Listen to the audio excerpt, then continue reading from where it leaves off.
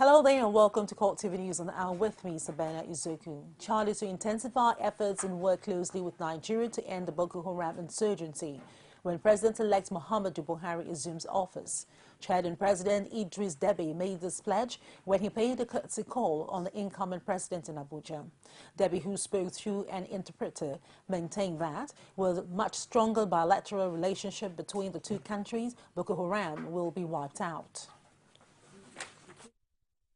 Comme vous savez, la relation entre le Tchad et le Nigeria, ce sont deux pays frères.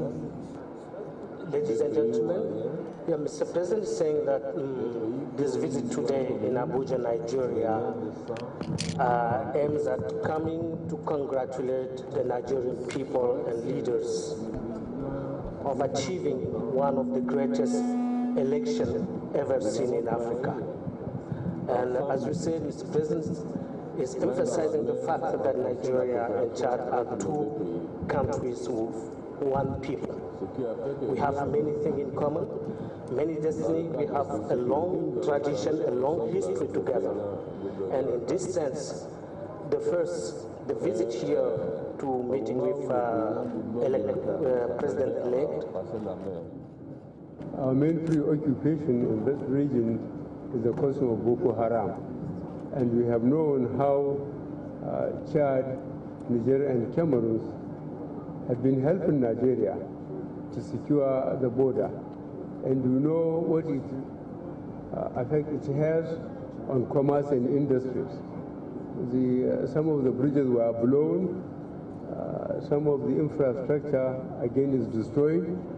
So these are the priorities we have discussed, and God willing, when the government gets in place, we will again sit and make sure we have a comprehensive review of the situation in that area and how it affects our people. Meanwhile, the Chadian President Idris Deby had said he did not know the whereabouts of the Boko Haram leader Abubakar Shekau. He also argued that Chadian and Nigerian troops would have fared better in the war against insurgency with better cooperation. President Deby spoke to journalists at the presidential villa after a closed-door meeting with President Goodluck Jonathan. Premier point concernant Abubakar Shekau. Il faut le soutenir dans le cadre de l'ensemble des opérations que nous avions menées. Mr. President said he has no information concerning mercenaries from South Africa. On the issue of Sakara, he said it's regrettable that the two armies, that the Nigerian army and the Chadian army, were working separately on the field. They were not undertaking joint operations. That if they have been able to operate joint operations, probably they will have achieved more results. And he cannot tell you today that he knows where Shakara is hiding. And even if he knows, he won't tell you that he knows that. President Goodluck Jonathan's aide on Monday walked out to journalists from the presidential villa in Abuja in what could be a new style of intimidating newsmen. The first victim is Ubale Musa, the State House correspondent of the German radio Deutsche Welle. However, operators attached to the presidential villa Abuja were asking visiting Chadian President Idris Deby a question authorities found it to be embarrassing. Musa had asked the visiting president to explain the relationship between the multinational task force fighting in Lake Chad and the South African mercenaries fighting with them. Deby simply responded that he had no information concerning mercenaries from South Africa shortly after visiting president left Musa and was invited by security operators, and his tag was withdrawn. Security operators thereafter drove him in a vehicle out of the forecourt of the president's office through the service chief gate. When he told operators that some of his work tools were still inside the press gallery, where journalists operate from, the operatives led him to the hall to retrieve his belongings and led him out of the villa again. Special advisor to the President of Media and Publicity, Reuben Abati, was said to have assured a delegation of State House correspondents who met him on the matter that the issue will be resolved appropriately. A federal high court in Abuja has ordered that prosecution witnesses slated to testify in the trial of Aminu Oguche, the alleged mastermind of the Yanyam bus terminal bombing, to be shielded from public view. It also says the trial proper is to begin on the 12th of May. The order of the court followed an application by the prosecution counsel Mohammed Diri that the witnesses be shielded with tinted screen to protect their identity. The defense counsel Ahmed Raji and 5 other counsels for their part opposed the motion and urged the court to dismiss the application. The trial judge, Justice Ahmed Mohammed, on a short ruling granted the prosecution request. He, however, ordered that defense counsel and accused persons should be allowed to cite the prosecution witnesses. There can be a kind of a shield so that only lawyers can see the prosecution witnesses. We felt the earlier order granted is enough, but His Lordship felt otherwise, which is okay by us. And but all we are open for is for them to come and start the prosecution, because that is tomorrow, because the matter is adjourned to tomorrow. But it looks like the prosecution is not ready to kickstart this case for reasons best known to them. The Nigerian military says it has no hand in the attacks on some villages in Wassa local government area of Plateau State in the north-central Nigeria. Controversy surrounding the incident that claimed yet to be identified number of casualties is attracting the attention of the Plateau State House of Assembly and concerned citizens in the state. While addressing protesters at the State House Assembly premises, the Speaker, Titus Ayuba Alams, promised that the incident would be thoroughly investigated for an onward presentation to the National Assembly for deliberations. Accusations and counter-accusations have continued as the Tarak people are allegedly that the attacks were planned to wipe out their people. Amidst all these accusations, the Special Task Force, through its special spokesman, Ikedici Iweha, explained that the military had no hand in the attacks and is only involved in maintaining law and order according to its mandate. Meanwhile, the people of Kadako and other affected villages have continued to count their losses. The head of the Transition Committee for the incoming government has denied suggestions of a rift with the federal government team led by the Vice President Namadi Sambo. Ahmed Joda told State House correspondent after the meeting at the presidential villa that the two sides have been working as a team. He insisted that there was no time his committee complained about non-cooperation from the government side. And away from that, an Enugu Federal High Court has ordered the police to reopen the Enugu State House of Assembly complex, which has been under lock since some lawmakers moved to impeach Governor Sullivan Chime. The house was thrown into crisis after development as about 7 lawmakers who were opposed to the plan's impeachment suspended the Speaker, Eugene Odo, and elected Chinedu Nwamba in his place. But Odo is insisting that he is still in charge of the legislative body, even though the leadership of the People's Democratic Party in the state had already congratulated Nwamba on his emergence as the Speaker. Nwamba was also received by Chime at the Government House, a development which prompted Odo to accuse Governor of prompting illegality.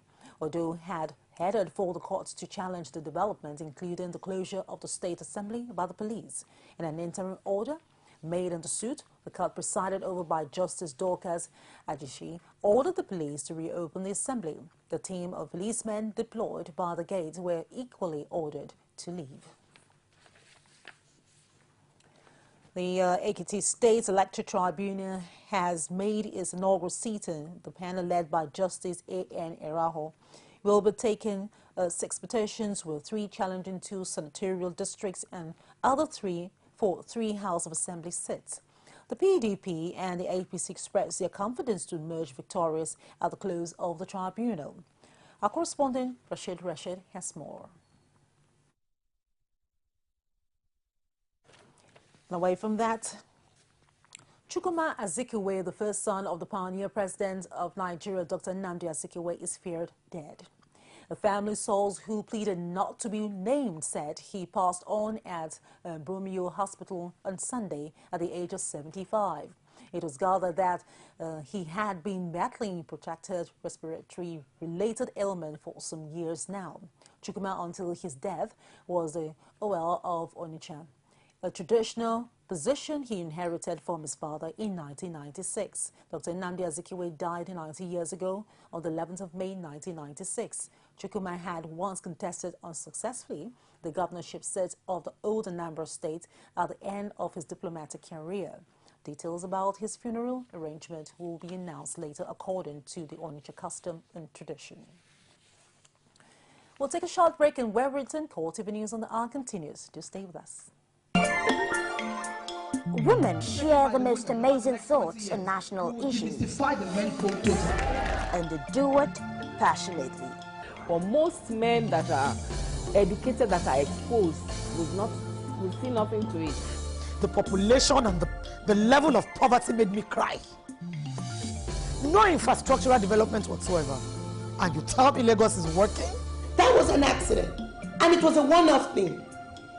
Other than that, there has never been any situation in Nigeria where a Nigerian attacked anybody just because of where they came from. Sharing the adorable word of women in politics every week, only on CoreTV News.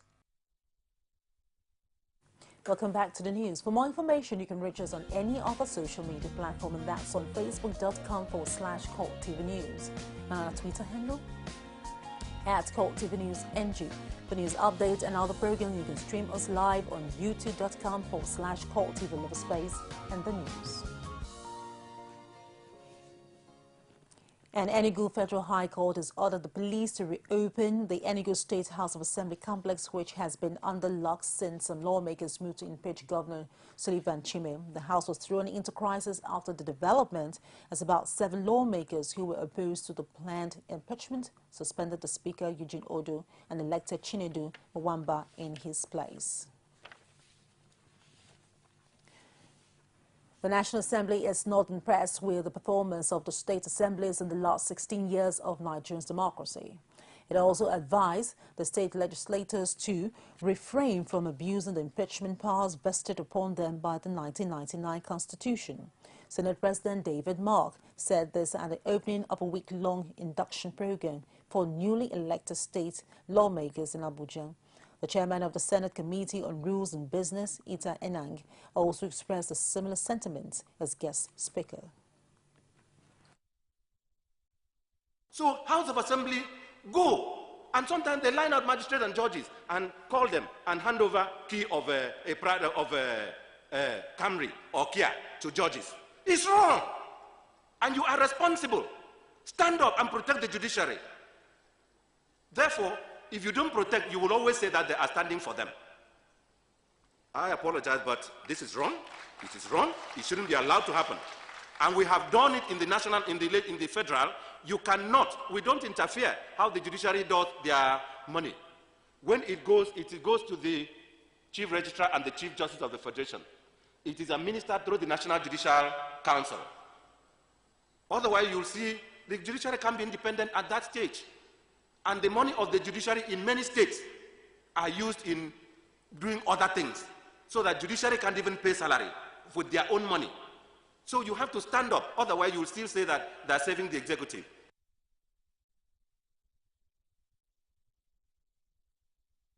Former Speaker of the House of Representatives, Gali Umar Abba, says Nigerians should be more concerned about the competence of the next leadership of the National Assembly than their zones of origin. He said this on the sidelines of the opening of the one-week induction course for the newly elected member of all 36 states House of Assembly.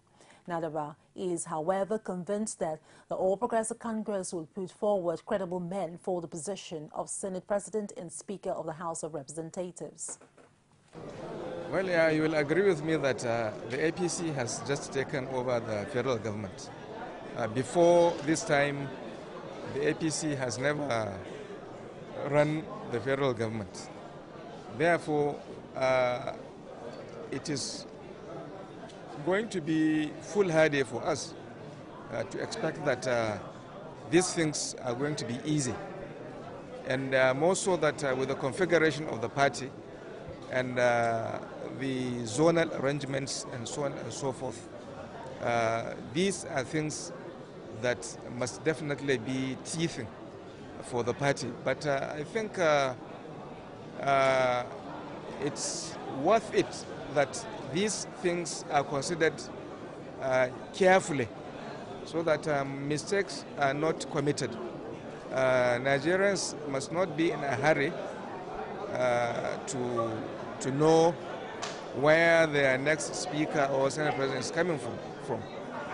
What is important is for us to have individuals who would occupy these positions that are well qualified and that will also provide a sense of balance to the federation.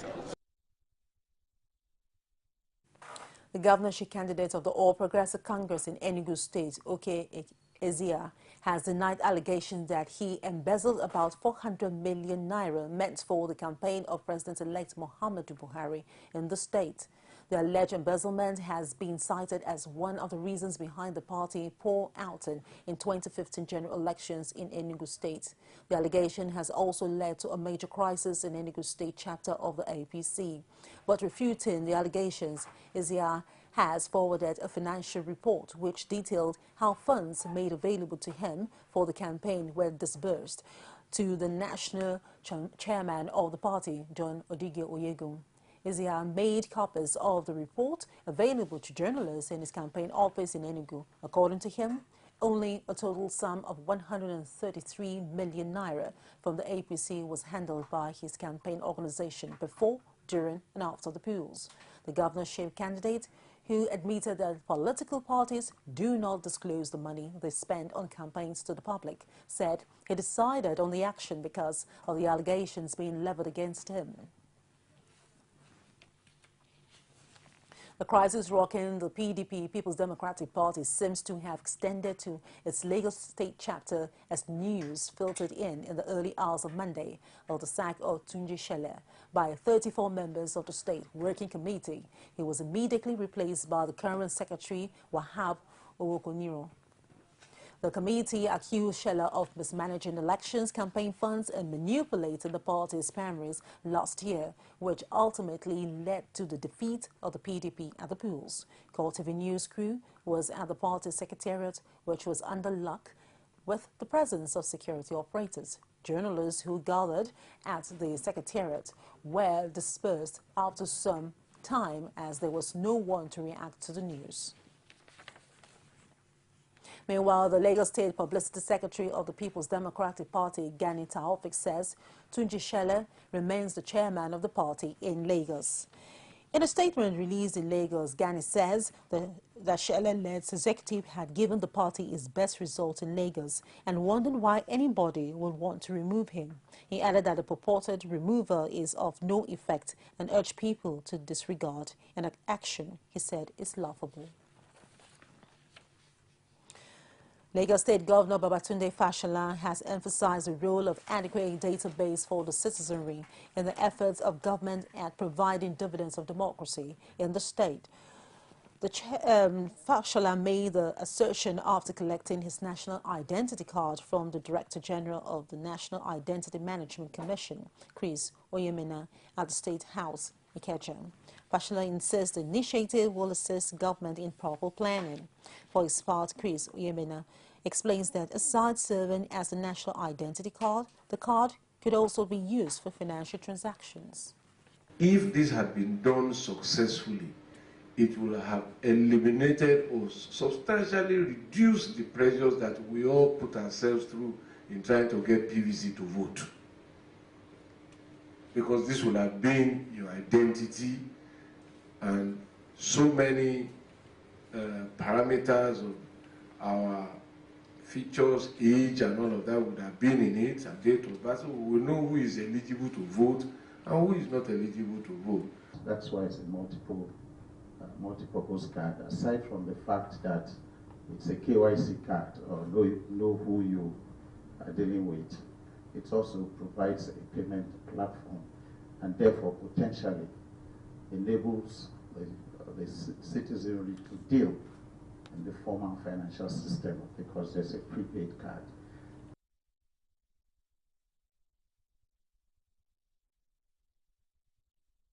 Lagos State Governor Babatunde Fashola has warned landowners in the state against selling lands acquired by government for developmental purposes. Fashola gave this warning while distributing certificates of occupancy to representatives of 40 villages and families whose application for land acquisition was approved by the state government. Fashola also enjoined them to comply with approved government plans in process of selling or developing the excised land.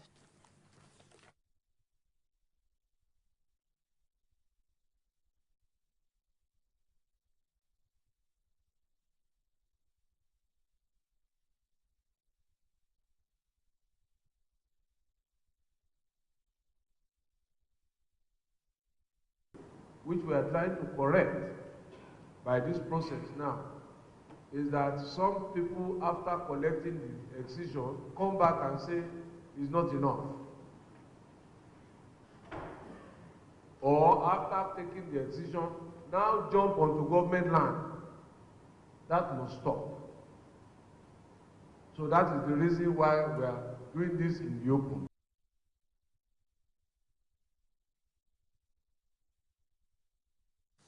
And outside Nigeria, a major earthquake has struck eastern Nepal near Mount Everest, 2 weeks after more than 8,000 died in a devastating quake. The latest earthquake hit near the town of Namche Bazaar, close to Mount Everest. At least 4 people have been killed and an unknown number injured, according to the aid agencies. The epicenter of the latest earthquake was 83 kilometers east of Kathmandu, in a rural area close to the Chinese border, felt in northern India and Bangladesh. In the Nepalese capital, Kathmandu, which was badly damaged last month, people rushed out of the buildings as the quake struck at 12:35 local time. At least 4 people were killed in the town of Chhatara, east of the capital Kathmandu, where a number of buildings are reported to have collapsed. And that's it on the news on Hour. Do join us at the top of the hour for more. I am Savannah.